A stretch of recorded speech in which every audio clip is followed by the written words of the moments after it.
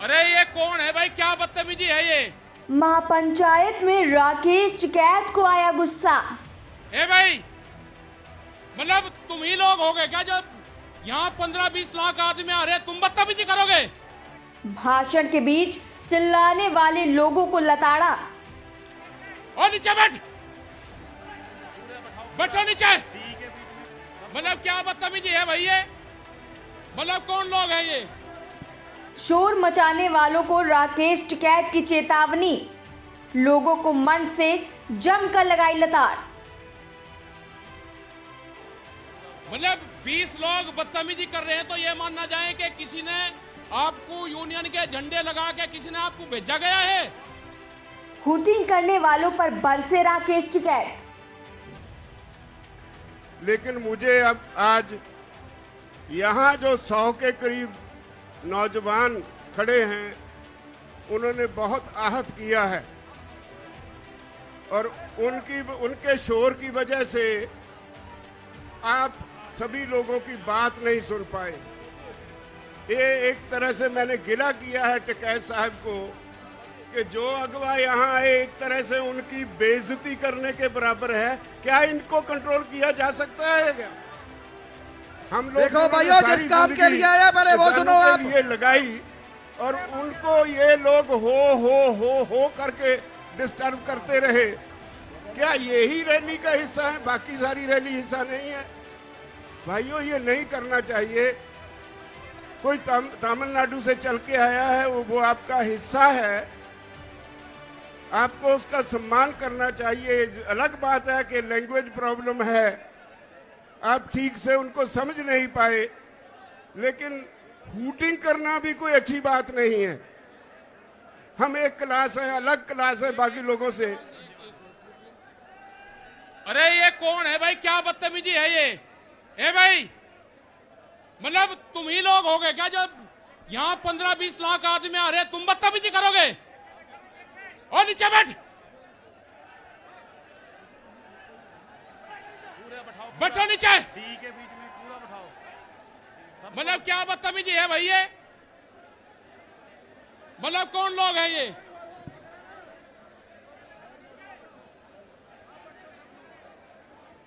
मतलब 20 लोग बदतमीजी कर रहे हैं तो ये मान ना जाए कि किसी ने आपको यूनियन के झंडे लगा के किसी ने आपको भेजा गया है। ये कैमरे बंद करो हमसे पीछे। अरे ये क्या कर रहे हैं ये? इन्हें देखो, ये भी सब लोग बैठ जाओ भाई, सब लोग बैठ जाओ, आप लोग भी भाई। मतलब जो पंजाब से लोग आए, हरियाणा से लोग आए, दिल्ली में आंदोलन चल रहा है, आप उनकी बात नहीं सुनोगे? मतलब आपको शर्म नहीं लग रही कि राज्यपाल जी जैसे लीडर जिन्होंने 50 साल आंदोलन करा और वे आपको कह रहे हैं? अरे मुजफ्फरनगर ने जितना सहयोग करा है भाई, आप लोगों को भी जिम्मेदारी है। आप बैठो भाई, सब लोग बैठो, यहां से प्यार से बैठो भाई, आप लोग सब बैठ जाओ। मतलब शर्म आनी चाहिए भाई। जिनके हाथों में आपने कमान दे रखी, उनकी बात तो सुन लो, जो आपके लिए लड़ रहे हैं। एक मिनट, ये पूनम और ये होगी, इनको पीछे बैठाओ सबको अंदर। ये जो बैठे हैं इनको आप पीछे बैठा दो, जितनी जो लेडीज है ये आप बैठो, पीछे बैठ दो एक बार। वाले को भी बैठा लो, हाँ यहाँ बैठ लो आप। पूनम पंडित भी हैं, ये भी पीछे बैठो इनसे, आप लोग उन्हें भी हटाओ। और ये स्टेज के लोग भी नीचे बैठो। ये मतलब देखो, कोई लोग यहाँ पे बदतमीजी करने आ रहे हैं, वे फिर टीवी के माध्यम से बताएंगे हमारे साथ में न्यूसेंस हुई। उन्हीं के लोग न्यूसेंस करने वाले हैं, इस आंदोलन को बदनाम करने वाले हैं, उनसे बचकर रहना आप लोग। और ये जो यहाँ पे 50 लोगों का झुंड है, इन्हें मैं गिरवा कर फिर इनकी तलाश लूंगा आप कौन सी विचारधारा से हो। ये जो 50 लोग हैं, ये कौन सी विचारधारा से हैं, मैं इनकी जानकारी करूं क्या फिर यंका यहीं? अगर आप खड़े हो गए, आपको यंके यहीं घेर के मैं तलाशी ले लूंगा आपकी। आप हो कौन? आप शांति से बैठे रहे, बदतमीजी मत करो यहाँ पे।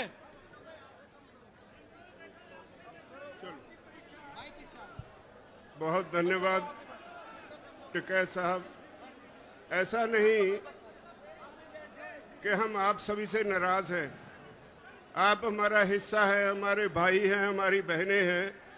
मैं कल आ रहा था पंजाब से, जिस तरह से रास्ते में आपने लंगर लगाए, जिस तरह से आप हमें इज्जत दे रहे थे, उसके लिए मेरे पास शब्द नहीं आपका धन्यवाद करने के लिए। मुजफ्फरनगर के लोगों ने इतना प्यार दिया, पंजाब के हरियाणा के लोग जब आ रहे थे इतना प्यार दिया, इतना सत्कार दिया, उसके लिए मेरे पास शब्द नहीं धन्यवाद देने के लिए। लेकिन ये छोटी सी घटना हुई, मैंने उस पे गिला किया। बात आप सब की है, आप सब यहाँ क्यों बैठे हैं ये समझना होगा। आज सारा देश एक खास तरह के संकट में है। जो आदमी सख्त मेहनत करता है वो भूखा मर रहा है। जो आदमी एसी में बैठा है, जो आदमी एक कॉरपोरेट हाउस चलाता है, देश की सारी दौलत उसकी तरफ धक्के से जा रही है। हम सरकार चुनते हैं, हमारे देश का संविधान कहता है government of the people, by the people, for the people. ये बदकिस्मती से हमसे एक गलती हो गई। ये हिंदू मुसलमान का नाम लेकर भाजपा वाले सत्ता में आ गए तो सरकार बन गई government of the people, for the corporate, by the people. लोग चुनते तो हैं सरकार, लेकिन वो सरकार आज लोगों के लिए नहीं होती। हम अपने नुमाइंदे चुनते हैं, वो पार्लियामेंट में जाते हैं, विधानसभा में जाते हैं। उनकी पहली ड्यूटी ये होती है कि वो वहां जाकर ऐसी पॉलिसीज बनवाएं जिससे लोग शांति से अपना जीवन जी सके, ऐसे कानून बनवाएं जिससे लोगों को तरक्की करने में मदद मिले। लेकिन हो क्या रहा है, कुछ कॉरपोरेट हाउसेस, आज देश की हर चीज उनके लिए सेल पे लग गई है। रेलवे बेच दी अडानी को, हवाई अड्डे अडानी को, तेल का बिजनेस अंबानी को, कम्युनिकेशन अंबानी को, एयरपोर्ट अडानी को। एक एक करके देश के असेट्स जो हैं, देश की जो मूल्यवान चीजें हैं, जो देश के लोगों के खून पसीने की कमाई से खड़ी की गई, वो सारी बेची जा रही हैं। तो अब कृषि सेक्टर रह गया था। मोदी सरकार ने इस पे भी कॉरपोरेट हाउसेस के सामने परोस के रख दिया। सारी दुनिया का फेल हुआ मॉडल हमारे देश के किसानों पे लादने की कोशिश की जा रही है। 3 कानून बनाए, हमने 11 बार बहस की। भाइयों, मैं आपको बधाई देता हूं, इखलाक आपका बहुत बड़ा है। इखलाकी तौर पे आप ये जो केस है जीत चुके हैं, लेकिन सरकार बद इखलाक है। जितने कानून बनाए उन पे एक एक क्लॉज बाय क्लॉज हमने बहस की और उनके पास कोई जवाब नहीं। लेकिन झूठ बोलने में बहुत माहिर हैं और इसी वजह से आज सारा देश इस आंदोलन में कूद पड़ा है। ये नहीं कि आज पंजाब, हरियाणा, उत्तर प्रदेश, राजस्थान या उत्तराखंड ही इसमें योगदान दे रहा है। ये तमिलनाडु वाले भाई ऐसे ही नहीं आए, ये मध्य प्रदेश के भाई और ये दूसरे राज्यों से जो हमारे साथी आए हैं वो यूं ही नहीं आए। उनके प्रांत में भी ये आंदोलन पूरा जोर पकड़ चुका है। और एक बात कहूं, जितना ये आंदोलन जोर पकड़ रहा है उतनी मोदी की, उसकी भाजपा की जड़ें उखड़ रही है।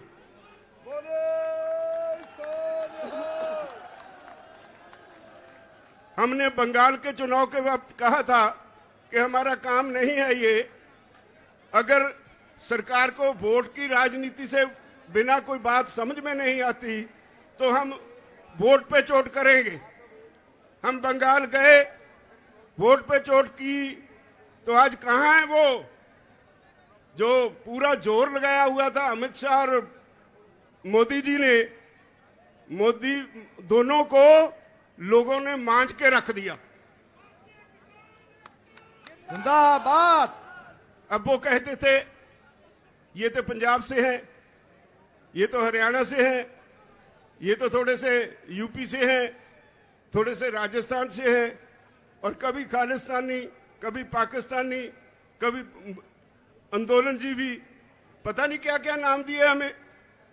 जिसे अन्नदाता कहते थे उसे तरह तरह से गालियां दी गई। वो गालियां सारे देश के किसान ने सुनी और उनके दिल पे उकरी गई, और यही वजह है आज इतनी संख्या में लोग यहां आए हैं। इतनी गालियां मेरे ख्याल में अपने जीवन में इस देश का किसान तो भूल नहीं पाएगा, कभी बीजेपी को माफ नहीं करेगा। अब वो कहते हैं राजहट है, कहने के लिए जवाब कोई नहीं। 9.5 महीने से किसान बॉर्डर पे बैठा है। पंजाब का किसान तो 2 महीने पहले रेलवे की पटरियों पे भी बैठा रहा। ये तो 1 साल से ऊपर हो गया पंजाब से शुरू हुए आंदोलन को। आज सारे देश का किसान सड़कों पे है, और अब भी उन्हें समझ नहीं पड़ रही। आज का आपका ये इकट्ठ, ये एक वार्निंग सिग्नल है मोदी सरकार को कि राहे रास पर आ जाओ वरना मिटा दिए जाओगे। हम 27 तारीख को फिर एक हमने प्रोग्राम दिया है। अभी मेरे साथी कह रहे थे 27 तारीख को भारत बंद की कॉल दी है। इससे पहले भी हमने कई कॉल्स दी। संयुक्त मोर्चा यहां से कॉल देता है और सारे देश में वो सफल हो जाती है। अब 27 सितंबर है। मेरी निवेदन है इस देश के किसानों के अलावा व्यापारी वर्ग को, मुलाजिम वर्ग को, वो गलतफहमी में है। ये आंदोलन सिर्फ किसानों का नहीं है, ये सारे देश के लोगों का आंदोलन है। देश की होंद का होंद बचाने का आंदोलन है, लोगों का अस्तित्व बचाने का आंदोलन है, भविष्य बचाने का आंदोलन है। बचोगे आप भी नहीं अगर इस किसान आंदोलन में साथ नहीं दोगे। बड़े बड़े कॉरपोरेट हाउसेस, बहुत बड़े बड़े 10-10, 20-20 एकड़ में मॉल्स खोलने के लिए तैयार हैं यहाँ पे। अब कॉरपोरेट हाउसेस के मन में एक पानी आ गया मुंह में। वो कहते हैं हर काम में घाटा हो सकता है, हर बिजनेस में घाटा हो सकता है, लेकिन कृषि में कभी घाटा नहीं होगा। इसलिए उन्होंने समझा कि हर आदमी खाना खाए बगैर तो जी नहीं सकता, तो जो कृषि में पैदा होता है उसको कब्जे में ले लो। आज दुनिया के विकसित देशों में, हाँ भाई फिर लगा लेना नारा, दुनिया के विकसित देशों में कॉरपोरेट हाउसेस में दौड़ लगी है जमीन खरीदने की। लाखों हेक्टेयर जमीन एक एक कॉरपोरेट हाउस खरीद रहा है। अगर वो सफल हो गए तो याद रखो हर गरीब की रोटी अमीर कॉरपोरेट हाउस के गोदाम में कैद हो जाएगी। ये देश दोबारा फिर गुलाम हो जाएगा। इसको बचाने की जरूरत है, इसको बचाने की जरूरत महसूस करके ये सारे देश का आंदोलन बन गया है। तो मेरी सबसे निवेदन है, जो भाई दूसरे काम भी करते हैं बारी उनकी भी आने वाली है। जब सरकार हमें ये कहती है कि भाई आपकी ये कानून वापस लेने में हमें कोई आपत्ति नहीं, लेकिन हमने बहुत से सुधार किए हैं, बहुत से लेबर लॉज बनाए हैं, अगर आपके ये कानून वापस ले लिए तो कल को लेबर वाले आके बैठ जाएंगे। तो हमने कहा कि अगर इतने पाप किए हैं तो गंगा नहा लो एक ही बार, सारे वापस ले लो। और उनके पास कोई जवाब नहीं। इसका मतलब है वो मानते हैं कानून उन्होंने गलत बनाए, संवैधानिक तौर पे गलत बनाए, देश के लोगों के खिलाफ बनाए, देश के किसान के खिलाफ बनाए। और अब जब किसान को समझ आ गई, वो इनके सर पे आके बैठ गया, तो इनको कोई रास्ता नहीं मिल रहा। वो कहते हैं हमें कोई रास्ता बताओ जिससे हमारी इज्जत बच जाए, आपका काम बन जाए। हम उनकी इज्जत बनाने के लिए तो आए नहीं, हम तो अपना हक लेने के लिए आए हैं। ये कोई छोटी बात थोड़े है कि 9-10 महीने लगातार किसान धरती पे सोए। सर्दी निकल गई, गर्मी निकल गई, बरसात निकल गई, और हमने कह दिया है इस सरकार को कि जब तक आप चाहोगे 2024 तक भी हम यहीं बैठे रहेंगे, तब तक वापस नहीं जाएंगे, जब तक कानून वापस नहीं होंगे।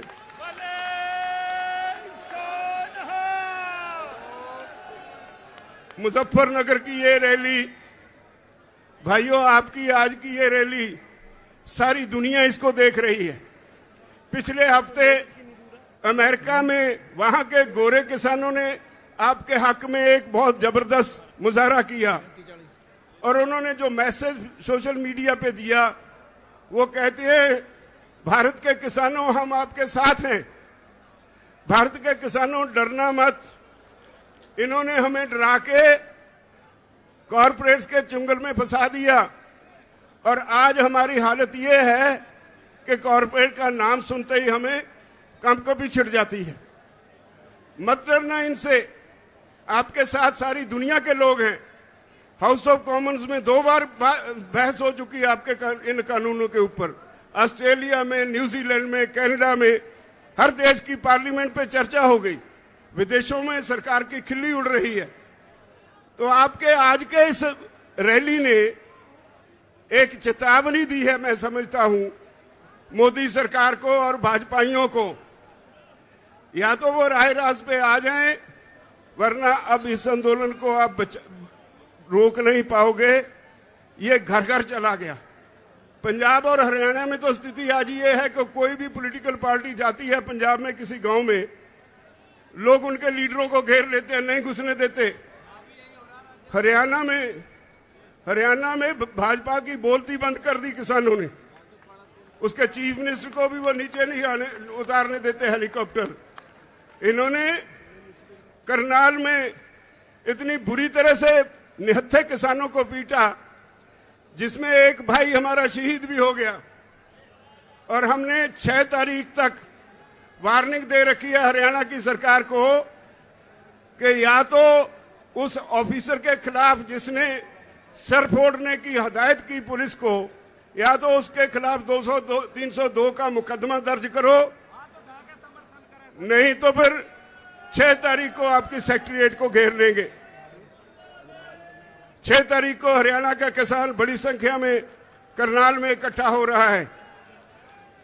हमारा वो भाई जो हमारे लिए बहुत कीमती साथी था, जो बहुत देर से आंदोलन में काम कर रहा था, वो आम गरीब किसान के परिवार से था। उसके पीछे उसकी जिम्मेदारियां रह गई।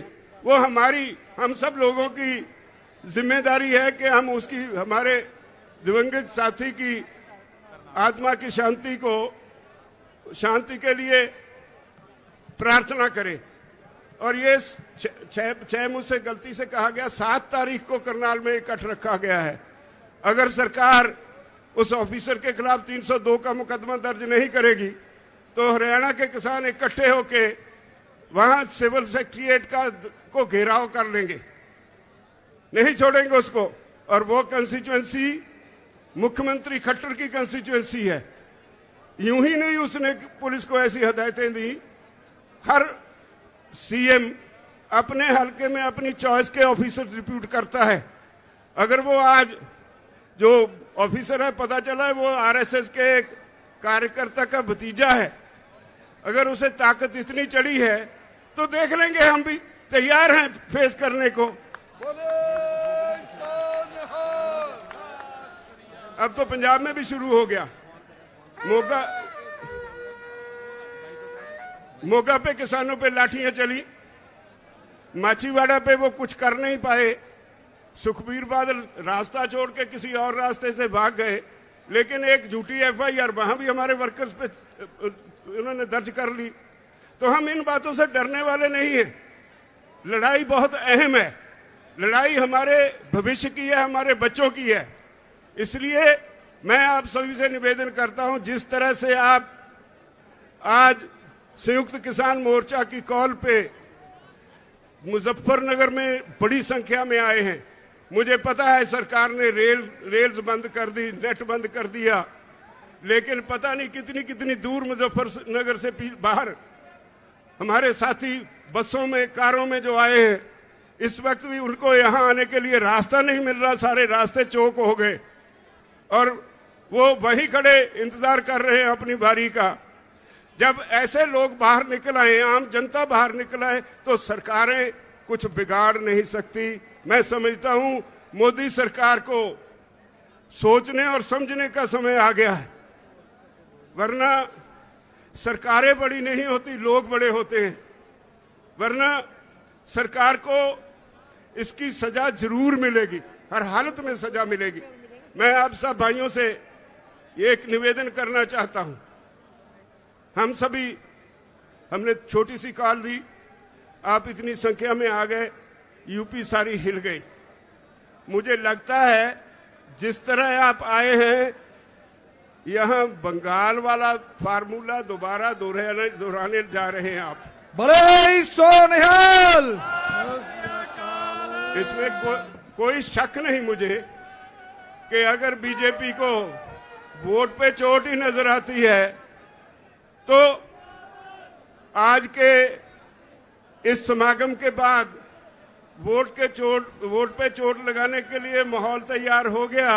मोदी जी तैयार हो जाओ, मैदान में देखेंगे। अब तो आप सभी को बहुत बहुत धन्यवाद और आप सभी से आखिर में फिर एक बार विनती, आज की रैली के बाद सो नहीं जाना। बहुत बड़ी जिम्मेदारी आपके ऊपर छोड़ के चले हैं। मैं कल से यहाँ आया हूँ, एक रिश्तेदारी में ठहरा था। बहुत से लोग मुझे मिलने आए, एक ही बात कह के मैं क्षमा मांगूंगा। बहुत से लोग मुझे मिलने आए, जो भी आया उसने आते ही पहली एक बात कही कि ये